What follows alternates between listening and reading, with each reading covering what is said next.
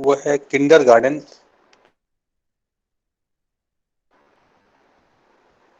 Method जो है, जो कि फ्रेडरिक फ्रोबल के द्वारा जो है विकसित किया गया था, उसके बारे में आज हमें अध्ययन करना है। फ्रेडरिक जो फ्रोबल थे 1782 से लेके 1852 तक थे, और ये एक बहुत ही प्रसिद्ध जो है शिक्षाविद थे। और इनके पास बहुत एक क्रेडिट जाता है इनको डेवलप करने का किंडरगार्टन सिस्टम। और साथ ही साथ इन्होंने एक स्पेशल जो है इंस्ट्रक्शनल मटेरियल डेवलप किया था, जिससे जो है गिफ्ट मतलब उपहार कहते हैं, गिफ्ट या उपहार कहते हैं, ये दो चीज़ों के लिए जो होते हैं ये फेमस है। और इनकी एजुकेशन में एक बहुत इम्पोर्टेंट जो वर्क था वो था एजुकेशन ऑफ मैन। और दूसरी जो पुस्तक थी इनकी वो थी पेडागॉजीज ऑफ द किंडरगार्टन। इसी में उन्होंने सारे जो है अपने किंडरगार्टन से संबंधित जो अनुभव थे इसी में जो है डिस्कस किया था।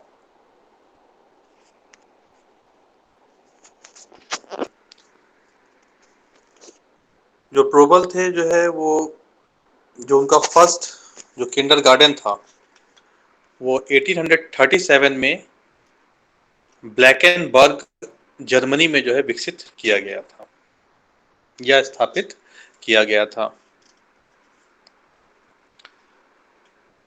प्रोपल के अनुसार जो है the real purpose of education is to expand the life of an individual until it comprehends the existence through participation in all prevailing spiritual activity। उनके अनुसार जो होते हैं सच्ची जो शिक्षा का जो पर्पस है, अभी तक लोग ज्वाइन कर रहे हैं,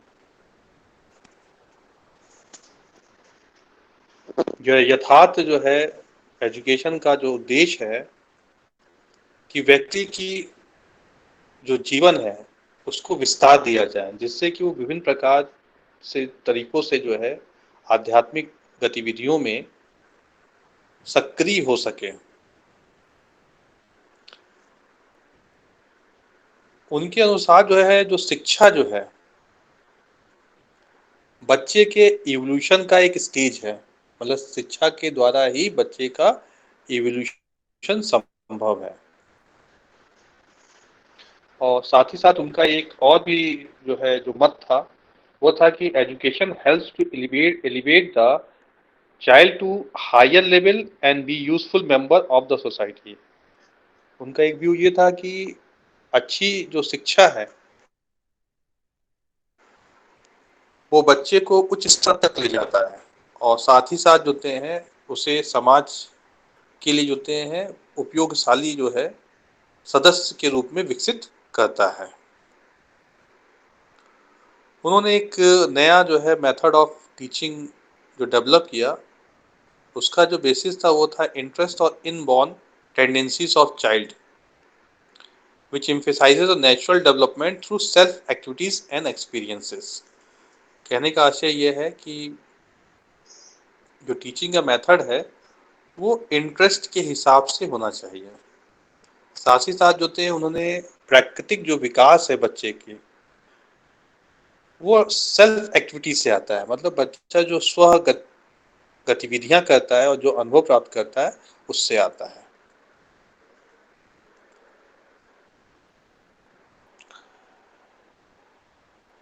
उसके बाद यदि हम देखते हैं इनके किंडरगार्टन के बारे में जो है, तो इसमें kindergarten is a system of preschool in which children are taught through creative play, social interaction and natural expression। तो किंडरगार्टन जो पद्धति थी इनकी प्री स्कूल में, उसमें जो छोटे बच्चे थे उनको जो है क्रिएटिव प्ले मतलब सृजनात्मक खेल के द्वारा, सामाजिक अंतरक्रिया और प्राकृतिक जो है हाव भाव के द्वारा जो है चीजों को सिखाई जाती थी। He called his school as kindergarten because in German language as garden of children. मतलब इन्होंने अपने स्कूल को किंडरगार्टन क्यों कहा? क्योंकि जर्मन जो लैंग्वेज है उसमें जो है किंडरगार्टन का मतलब होता है गार्डन ऑफ चिल्ड्रन, बच्चों का बगीचा। और उनका जो मुख्य उद्देश्य ये था कि इस बगीचे में जो है इनके स्कूल में बच्चे बिल्कुल वैसे ही ग्रो करे जैसे कोई पौधा या जैसे कोई जो है पुष्प जो है बगीचे में ग्रो करता है, पढ़ता है।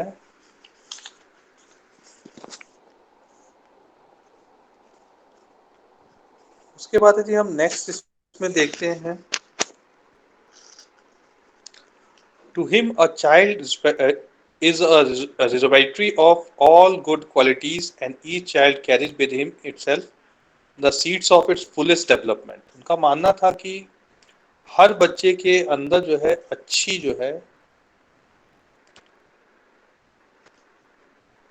क्वालिटीज होती हैं और हर बच्चा जो होते हैं इसको अपने अंदर जो है बीज के रूप में लेके चलता है, जिससे आगे चल करके उस बीज से इन अच्छे जो गुण हैं उनका जो है उच्चतम जो है विकास हो सके। इसीलिए उन्होंने जो होते हैं स्कूल को जो है बगीचे से कंपेयर किया है और चाइल्ड को जो है छोटे पौधे या सीडलिंग से किया है और टीचर को जो है गार्डनर से कंपेयर किया है। तो इस तरह से यदि आप देखिए तो name kindergarten signifies both a garden for children and also a garden of children.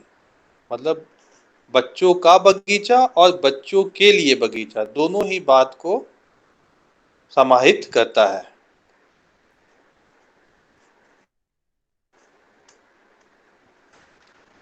Garden for children का मतलब क्या हुआ कि एक garden for children means a location where they can observe and interact with the nature.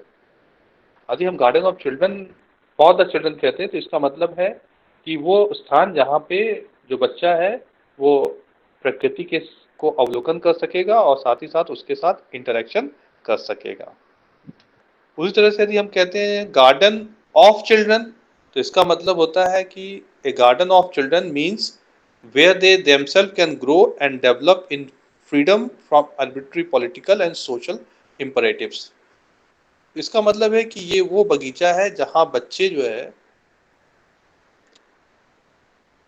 Grow करते हैं, बढ़ते हैं, डेवलप करते हैं, विकसित करते हैं पूरी आज़ादी के साथ, बिना किसी जो है राजनीतिक या सामाजिक दबाव के। उसके बाद यदि हम देखते हैं what are the features of kindergarten. जो किंडरगार्टन पद्धति है उसकी क्या क्या जो है विशेषताएं हैं, यदि उसे हम देखते हैं तो उसमें जो पहली जो विशेषता हमको देखने को मिलती है उसमें है फ्री सेल्फ एक्टिविटी।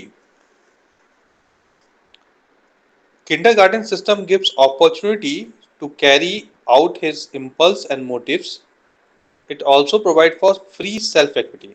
मतलब कहने का आशय है कि जो किंडरगार्टन जो है बहुत सारे अवसर देता है जहाँ पे लोग जो है अपने मोटिव्स और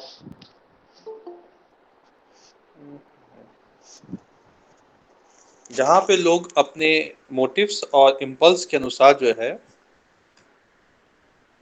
ग्रो कर सकेंगे। और सेल्फ एक्टिविटी की बात की गई है जहाँ पे स्व जो है गतिविधियों के ऊपर जोर दिया गया है। दूसरी जो फीचर है वो है क्रिएटिविटी। उनका मानना था कि child is creative in nature. The kindergarten foster creativity by the process material gift for the child self directed activity. तो कहने का मतलब उनका मानना था कि बच्चे जो होते हैं प्राकृतिक रूप से ही जो है सृजनशाली होते हैं और किंडरगार्टन के अंदर सृजनात्मकता को विकसित करने के लिए कुछ मटेरियल तैयार किए गए थे जिनको जो है गिफ्ट वो कहते थे या उपहार कहते थे। तीसरा है सोशल पार्टिसिपेशन। तो किंडरगार्टन की एक और फीचर क्या था कि ये जो गार्डन था वो बच्चों को जो है अवसर देता था कि वो सामाजिक गतिविधियों में जो है सम्मिलित हों और साथ ही साथ जो होते हैं कोऑपरेटिव जो एक्टिविटीज़ हैं उनके अंदर डेवलप करने पे या उनके अंदर सोशल रिलेशनशिप, सामाजिक जो संबंध है उसको विकसित करने पे जोर दिया जाता था। वैसे यदि हम चौथा यदि देखते हैं, इसमें फोर्थ पॉइंट है यहाँ पे मोटर एक्सप्रेशन। तो इसमें है कि children are impulsive and physically active by nature. The kindergarten system promotes learning by doing. उनका मानना था कि जो बच्चे हैं प्राकृतिक रूप से जो होते हैं शारीरिकली जो होते हैं गतिशील होते हैं, क्रियाशील होते हैं। और जो किंडरगार्टन सिस्टम है वो प्रमोट करता है उनके अंदर लर्निंग बाय डूइंग, मतलब सीख कर खेल के। लर्निंग बाय डूइंग का मतलब कि कुछ करके जो है सीखने पे, जो है करके सीखने पे को जो है वो प्रमोट करता था। उसके बाद यदि हम नेक्स्ट देखते हैं तो इसमें है gifts and occupation as material and method of education. Probel designed a special material known as gift and a series of recommended activities known as occupation for the use of kindergarten। मतलब उन्होंने अपने kindergarten में use करने के लिए जो होते हैं प्रोबल ने जो है कुछ विशेष होते हैं मटेरियल को डिजाइन किया था जिसे वो गिफ्ट या उपहार कहते थे।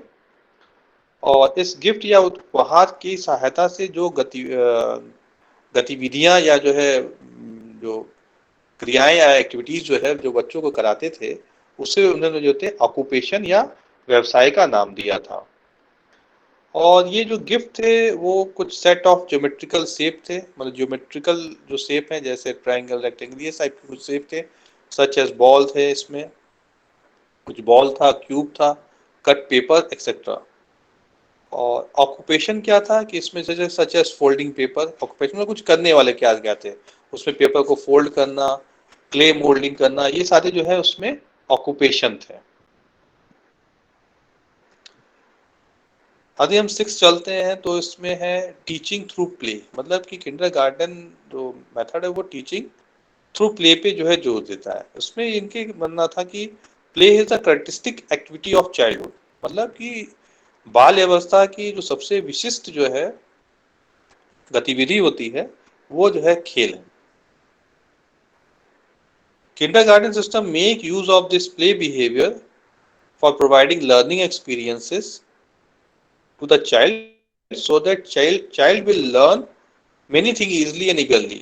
मतलब किंडरगार्टन जो सिस्टम था वो इसी जो है खेल व्यवहार का यूज करता था बच्चों को विभिन्न प्रकार के अधिगम संबंधित अनुभवों को अर्जित करने में। और खेल विधि के द्वारा जो है बच्चे जो है उत्सुकतापूर्ण और सहजता से जो है चीजें सीख जाते थे। उसके बाद इस फीचर किंडरगार्टन जो फीचर थे उसकी एक और क्रिटिस्टिक फीचर था, वो था teaching through songs, gestures and construction.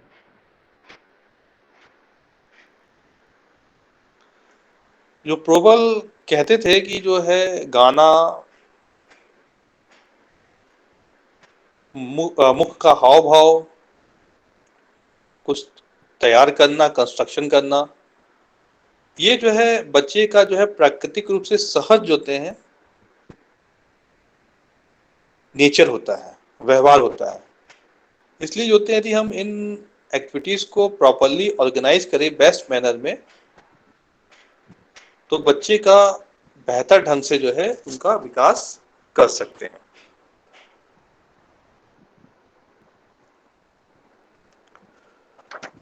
वैसे यदि हम देखें कि प्रोबल के क्या क्या जो गिफ्ट्स थे उनको देखा जाए तो जो प्रोबल के जो गिफ्ट थे वो प्ले मटेरियल्स थे for young children by Froebel for original kindergarten. जो और ये जो प्ले मटेरियल का जो एक्सप्लेनेशन है, उनकी बुक थी सोनाटा गर्ल्स ब्लड, जिसमें उन्होंने जो है 1838 से 1840 के बीच में जो हैं गिफ्ट के बारे में जो है पब्लिश किया था। और इनके गिफ्ट की जो कैटेगरी थी उसमें गिफ्ट वन था। गिफ्ट वन एक जो है सॉफ्ट जो है बॉल था, जो कि छोटे बच्चों के जो है हाथ में आसानी से जो है पकड़ में आ जाता था, और बच्चे जो है उस गेंद की सहायता से पकड़ना सीखते थे। ड्रॉपिंग मतलब गेंद को गिराना, गेंद को रोल करना, स्विंग करना। तो इस तरह से उनके अंदर जो है विभिन्न प्रकार के जो है नॉलेज या ज्ञान जो है अर्जित करते थे, जिसमें वो ज्ञान जो है ऑब्जेक्ट और जो है स्पेशल रिलेशनशिप के बारे में, मूवमेंट के बारे में, स्पीड के बारे में, चाल, गति, समय, कलर, कंट्रास्ट, वेट और ग्रेविटी जो है, इन ये इतने जो है सारे जो है कॉन्सेप्ट जो है वो गिफ्ट वन से जो है सीख जाते थे, जो कि एक सॉफ्ट जो है बॉल होती थी, सॉलिड कलर की और कलरफुल होती थी। उसके बाद इनका जो दूसरा जो गिफ्ट था, consist of two wooden object, a sphere and a cube, मतलब कि एक लकड़ी से बना हुआ दो जो है वस्तु थे। एक स्पीयर, स्पीयर मतलब एक गोल लकड़ी से बना हुआ जो है, और एक क्यूब देते हैं। स्पीयर और क्यूब जो है लकड़ी से बना हुआ था इसमें। और रोबल जो होते हैं इसको कहते थे चिल्ड्रंस डिलाइट, बच्चों की खुशी होते हैं, क्योंकि वो जो है उनका मानना था कि बच्चे जब इसको देखते थे तो बहुत ज़्यादा जो है खुशी का अनुभव महसूस करते थे। और बच्चे जो होते हैं बहुत सी चीज़ें इससे डिस्कवर करते थे, जैसे स्पीयर और क्यूब के बीच में क्या अंतर है। और इस गिफ्ट का जो प्रोबल ने डिज़ाइन किया था उसका मकसद यही था कि बच्चे जो होते हैं सेब के बीच में डिफरेंस को जो है खोजे और उसको जो है एंजॉय करें।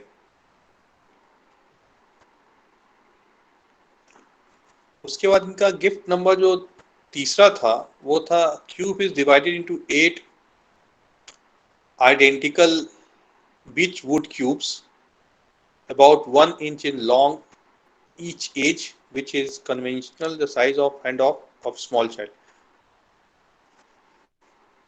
उसके बाद इन्होंने जो है 8 जो है क्यूब जो है बनाया था, जो कि हर एक क्यूब जो थे 1 इंच का था।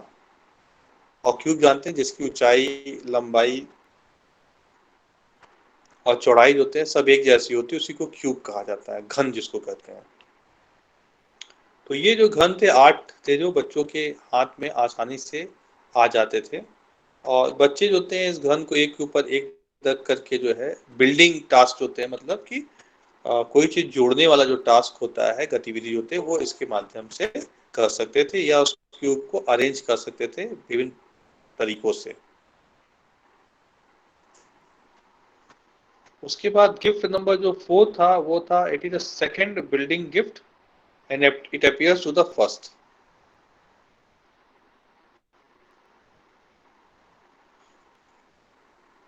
मतलब ये जो 8 आइडेंटिकल जो गिफ्ट थे वो पहले वाले गिफ्ट की लंबाई से 2 गुना थे, और जो है उनकी जो चौड़ाई विड्थ थी वो आधी थी। तो इस तरह से जो होते हैं वो इसके माध्यम से जो होते हैं जो डिफरेंस था कंस्ट्रक्शन का जो है वो बच्चों को सिखाते थे खेल विधि से। उसके बाद इनका जो पांचवा जो गिफ्ट था,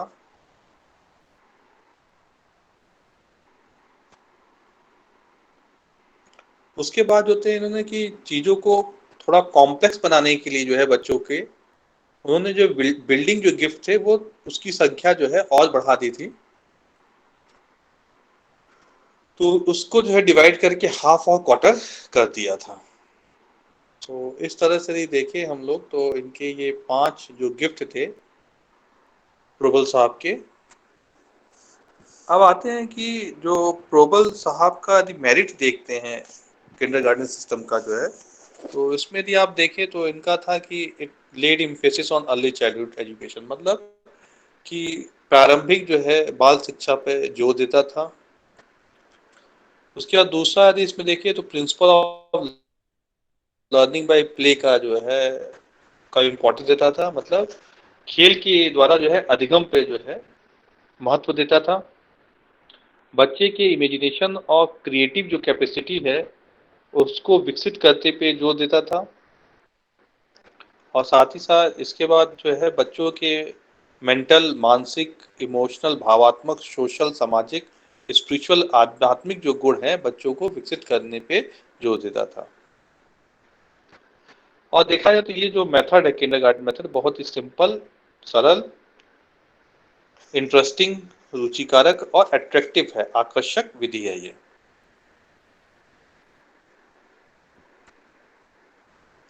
और यही सिस्टम ने जो होते हैं जो कॉन्सेप्ट है और जो स्कोप है स्कूल का जो है वो जो है बढ़ाया जो है बच्चों के लिए जो है।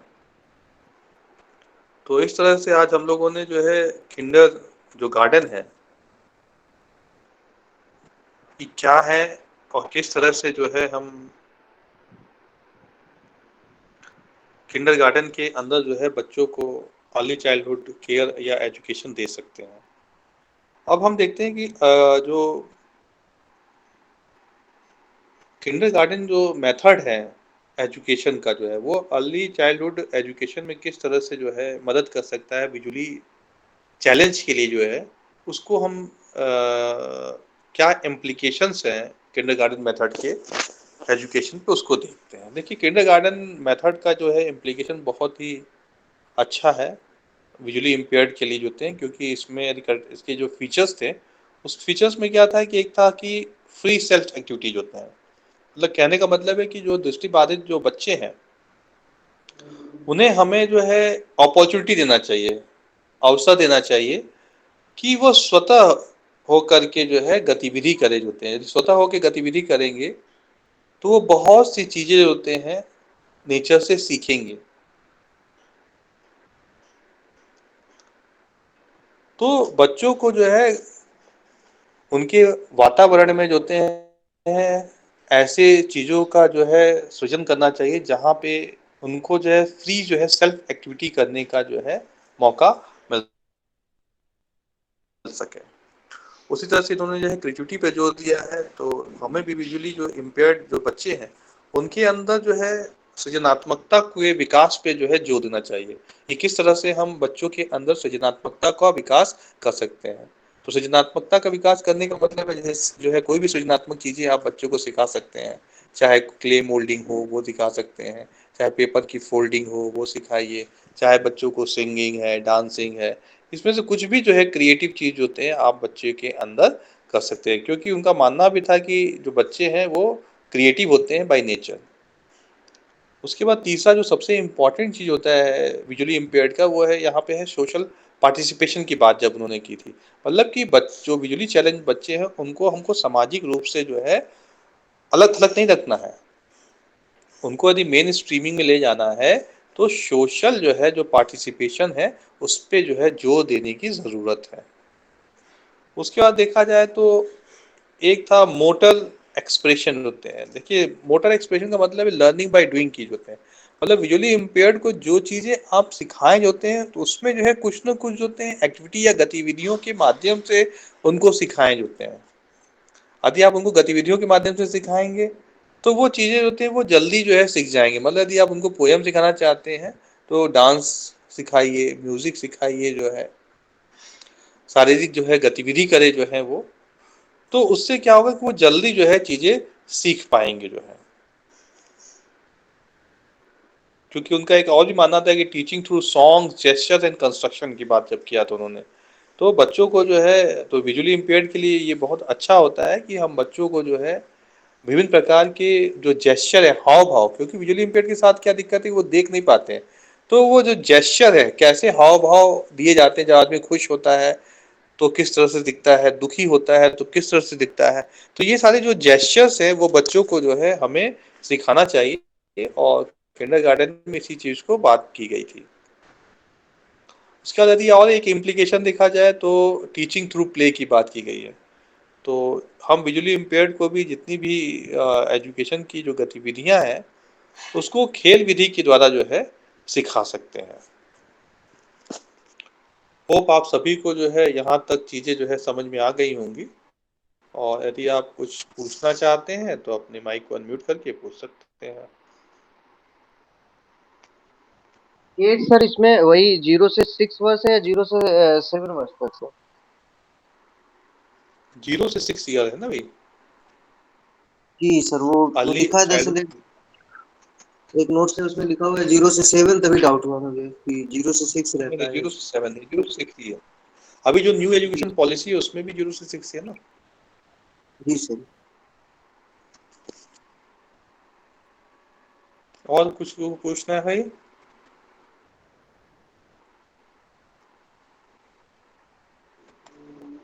इसमें सर वो भी पूछा जाता है क्या, मतलब मॉन्टेसरी मेथड और किंडरगार्टन मेथड में डिफरेंसेस? डिफरेंसेस आप चाहें तो पढ़ सकते हैं, ऐसा कुछ नहीं है। मेन तो आपको फोकस करना है कि किंडरगार्टन या जो है मॉन्टेसरी जो विधि है उसको किस तरह से आप विजुअली इम्पेयर्ड बच्चों के लिए यूज कर सकते हैं, है ना। वो इम्प्लीकेशंस को आपको जोड़ देना है।